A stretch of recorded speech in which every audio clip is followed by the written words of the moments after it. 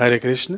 देखिए, षटतिला एकादशी आ रही है 2026 में संक्रांति के दिन, यानी 14 जनवरी को। ये एकादशी और मकर संक्रांति का दुर्लभ योग पिछले बार शायद 2003 में आया था। तो लगभग 22-23 वर्षों के बाद यह फिर से दुर्लभ योग बन रहा है, एकादशी और संक्रांति एक साथ। देखिए, एकादशी तिथि चालू हो जाएगी 13 जनवरी को ही दोपहर के 3:17 से, और यह तिथि समाप्त होगी 14 जनवरी को शाम को 5:52 पर। तो चावल आप ना 13 तारीख के दिन का जब आप भोजन करेंगे तो उसमें आप लोग चावल नहीं खाना, इस बात का आप लोग विशेष ध्यान रखना। यदि आपको ध्यान में नहीं रहता हो तो हमारे व्हाट्सएप के चैनल से आप लोग जुड़ जाइए, उसके अंदर मैं रिमाइंडर डालते रहता हूँ। चैनल का लिंक आपको डिस्क्रिप्शन में मिल जाएगा। देखिए महाराज, इस एकादशी की महिमा ना शास्त्रों में खूब भर भर के है। वैसे तो भगवान श्री कृष्ण महाराज युधिष्ठिर को इसकी महिमा सुना रहे हैं, और दाल्व ऋषि पुलस्त ऋषि से प्रश्न पूछ रहे हैं कि इस एकादशी की महिमा क्या है। दाल्व ऋषि पूछते हैं कि मृत्यु लोक में जन्म लेने वाले प्राणी अनेक प्रकार के पाप करते रहते हैं। वे ब्रह्म हत्या और गौ हत्या आदि पापों से युक्त होते हैं, दूसरों का धन चोरी करते हैं, दूसरों की बुराई करते हैं, निंदा करते हैं। तो देखिए, जो लोग दूसरों की निंदा करते हैं ना, वे भी एक पाप की श्रेणी में आते हैं। तो हे ब्राह्मण, वे नरक में जाने से कैसे बच सकते हैं, ऐसे पापी लोग भी, और बिना अधिक परिश्रम किए कैसे बच सकते हैं वह बताइए। यानी आप ऐसा उपाय बताइए जो बड़ा ही सहज हो, सुलभ हो, और सभी संसार में रहने वाले व्यक्ति इसे कर सकें।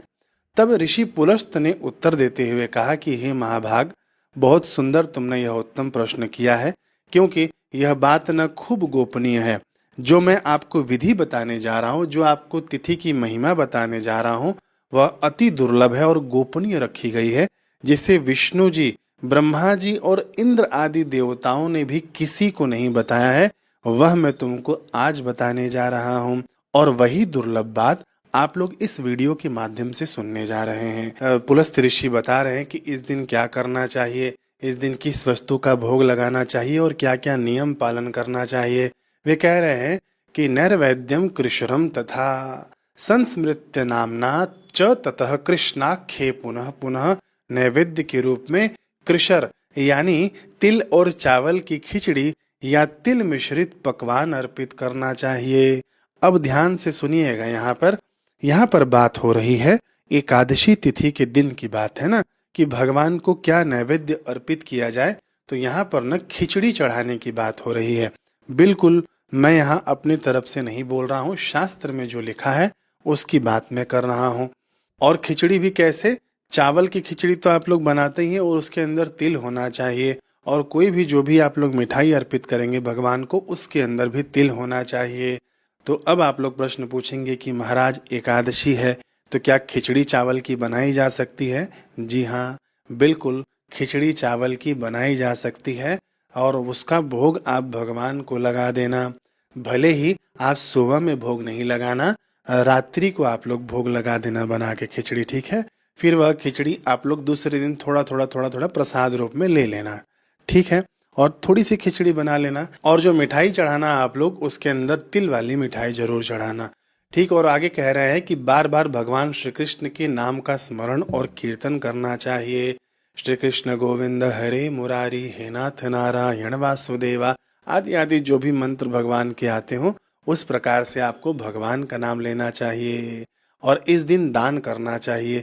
दान तो महाराज मुख्य है। इस दिन दान करते समय ऐसा भाव रखना चाहिए कि इस दान से भगवान श्री कृष्ण मुझ पर प्रसन्न हो।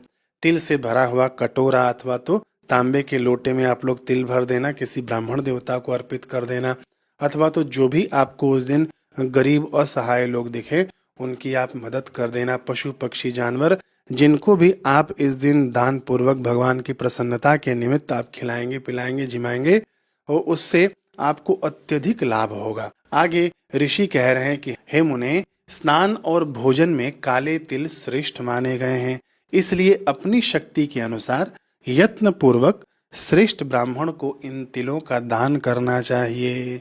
और महाराज, शास्त्रों में तो यहाँ तक लिखा गया है कि इस एकादशी के दिन आप जितना भी तिल दान करते हैं, भले आप एक कटोरा दान करिए, एक मुट्ठी दान करिए, एक चुटकी दान करिए, तो वो जितने भी तिल आपने दान किए गए हैं उन तिलों को यदि बोया जाए और उस तिल के जो पौधे उगेंगे उस पौधे में जितनी शाखाएं होंगी और जितने तिल उत्पन्न हो सकते हैं उन शाखाओं से, उतने ही 1000 वर्षों तक वह दान करने वाला व्यक्ति स्वर्ग लोक में प्रतिष्ठित होता है। बिल्कुल इसके अंदर थोड़ी भी शंका नहीं करनी चाहिए। इस शास्त्र वचन को ना शिरोधार्य करना चाहिए। शास्त्र वचनों को जो जितना आदर पूर्वक धारण करता है उसके जीवन में उतनी ही उन्नति हमने देखी है। आगे बात आती है इस एकादशी के नाम के ऊपर। देखिए इस एकादशी का नाम षट तिला क्यों पड़ा? क्योंकि षट यानी होता है 6 प्रकार से इस दिन तिलों का उपयोग करना चाहिए। संस्कृत का श्लोक आता है, ये ऋषि पुलस्त ने ही उपदेश किया है, भगवान श्री कृष्ण ने ही बताया है कि तिल स्नाई तिलोद्वर्ती तिल होमी तिलोदकी तिल दाता च भोक्ता च षट तिलः पापनाशनः। अब इसका हम लोग हिंदी अर्थ सुनते हैं। पहला तिल का उपयोग कहाँ करना है कि जिस भी जल से आप लोग स्नान करेंगे उस जल में आप लोग काला तिल मिला देना, फिर उस जल से आप लोग स्नान करना। ठीक है, तो ये पहला उपयोग हो गया। दूसरा उपयोग है तिल का उबटन लगाना। यानी ये मैंने आपको पहले ही बताया था कि मिक्सर में आप तिल पीस लेना, उसको थोड़ा सा पकड़ के पूरे शरीर पर रगड़ लेना, फिर आप स्नान कर लेना। ठीक है, ये तिल के उपटन का स्नान हो गया। 2 प्रकार का तिल आपने उपयोग कर लिया। कौन सा तिल उपयोग करना चाहिए? काला तिल। फिर तीसरा है तिल से आपको हवन करना चाहिए। इस दिन तिल मिला हुआ जल पीना चाहिए अथवा तो इससे तर्पण करना चाहिए। जी हाँ, बिल्कुल, केवल यहाँ जल पीने की ही बात नहीं आती है, इस जल के माध्यम से अपने पितरों के तृप्त करने की भी बात आती है। तो गीता जी के 7वें अध्याय का पाठ कर लेना। देखिए इस दिन मकर संक्रांति भी है, इस दिन एकादशी भी है ना, दोनों योगों का बड़ा संयोग हो रहा है। तो इस दिन यदि आप पितरों के लिए कुछ तृप्ति प्रदान करते हैं तो वे भी आप पे राजी होते हैं और आपके संसार में चलने वाली गाड़ी खूब सुचारू रूप से चलती है। तो गीता जी के 7वें अध्याय का पाठ कर लेना आप, लोटे में जल रख के, और उसके अंदर काला तिल मिला होना चाहिए। फिर उसके बाद वह जल आप दक्षिण दिशा की ओर मुख करके अपने पितरों के निमित्त अर्पित कर देना कि हे मेरे पितृ देवता, आप मेरे दिए हुए इस जल से तृप्त होइए, तृप्त होइए, तृप्त होइए। फिर 5वें प्रकार का उपयोग तिल का दान करना चाहिए। ये 5वें प्रकार का उपयोग हो गया। फिर 6वें प्रकार के तिल का उपयोग होता है कि भोजन में करना चाहिए। इसे जो भी आपके घर में भोजन बने उस दिन थोड़ा सा तिल मिला लेना उसके अंदर। तो इन 6 प्रकारों से तिलों का प्रयोग करने से व्यक्ति का पाप नाश होता है और इसी वजह से इस एकादशी का नाम षट तिला रखा गया है। इससे लाभ क्या होता है कि न दारिद्र्यम न कष्टत्वम न च दौर्भाग्यमेव च संभवेद वै नृप श्रेष्ठ षट तिला समपोषणात्। इसका अर्थ है कि हे नृप श्रेष्ठ, हे युधिष्ठिर, षट तिला एकादशी का व्रत उपवास करने वाले मनुष्य को न तो दरिद्रता देखनी पड़ती है, न कष्ट होता है और न दुर्भाग्य प्राप्त होता है। अब आप लोग कहेंगे कि महाराज हम ये कर लेंगे तो क्या हमारी दरिद्रता खत्म हो जाएगी? मैं कहूँगा बिल्कुल खत्म हो जाएगी। भगवान के वचनों में तनिक भी संदेह नहीं करना चाहिए, है ना। क्यों नहीं करना चाहिए? क्योंकि हमारी मति गति से परे की बात भगवान कहते हैं, हमारी उन्नति की बात भगवान कहते हैं। अब देखिए दरिद्रता कितने प्रकार की होती है। केवल धन की दरिद्रता नहीं होती है, केवल वित्त की दरिद्रता नहीं होती है। वित्त तो लोगों के पास खूब सारा पड़ा होगा लेकिन वह भीतर से कंगाल होगा, वह अपने संस्कारों से दरिद्र हो सकता है ना, वह अपने चरित्र से दरिद्र हो सकता है। तो दरिद्रता केवल पैसे और धन की नहीं होती है, हर प्रकार की दरिद्रता आपकी खत्म होती जाएगी, इन पैसों की भी खत्म होगी, है ना। जिस संकल्प से आप यह एकादशी का व्रत उपवास करेंगे तो भगवान के वचनों में श्रद्धा रख के करना चाहिए। फिर आगे भगवान कहते हैं कि अनेन विधिना भूपतिल दाता न संशयः मुच्यते पातकः सर्वैरनायासेन मानवः। हे भूप, हे राजन, इस विधि से जो मनुष्य तिल का दान करता है वह निस्संदेह अनायास ही बड़ी आसानी से अपने समस्त पापों से मुक्त हो जाता है। अब मुख्य चीज आती है कि महाराज इस दिन हमको और क्या करना है। मैंने आपको पिछले माघ मास वाली वीडियो में बता दिया है, फिर से आपको बता दूं कि 1 मुट्ठी चावल लेना आप, ठीक है, और उसके अंदर काला तिल मिला देना। अब कई लोगों का कमेंट आता है, मैंने पिछली बार भी बताया था, लोग बोलते हैं कि एकादशी को तो चावल का स्पर्श भी नहीं करना चाहिए। नहीं महाराज, ये नहीं लिखा हुआ है शास्त्रों में, चावल इस दिन खाना नहीं चाहिए। ठीक है। अन्न के स्पर्श में, अन्न के दान में दोष नहीं माना गया है। आप लोग इस बात को ध्यान से समझिए। चावल खाना मना है, चावल का स्पर्श, चावल का दान, भगवान के पूजन में चावल का उपयोग बिल्कुल आप एकादशी के दिन कर सकते हैं। जो लोग कहते हैं कि नहीं किया जाता है, आप करबद्ध मेरी प्रार्थना है कि मेरे आगे भी वह शास्त्र का रेफरेंस प्रस्तुत करिएगा। ठीक है, बिल्कुल करिएगा। तो इस दिन आपको क्या करना है कि एक मुट्ठी चावल लेना है, उसके अंदर काला तिल मिला देना है और वह शिव जी के ऊपर मंत्र पढ़ते हुए अर्पित कर देना है। नमः शिवाय, ओम नमः शिवाय। ये एक हो गया। शिव मंदिर में आप तिल का दीपक जला देना है ना। दूसरी बात हो गई कि इस दिन भगवान को, शालिग्राम भगवान हो, आपके पास लड्डू गोपाल हो, तो उनको दूध से स्नान कराना चाहिए। इससे 21 पीढ़ियां वैकुंठ लोक में वास करती हैं। ये मैंने पिछले माघ मास वाले वीडियो में आपको बताया भी है, इस पे भी मैंने आपको बता दिया। एक बात और मुख्य रूप से ध्यान रखना कि 6 महीने का पुण्य आपका नाश हो जाता है यदि आप संक्रांति के दिन किसी का भोजन करते हैं तो।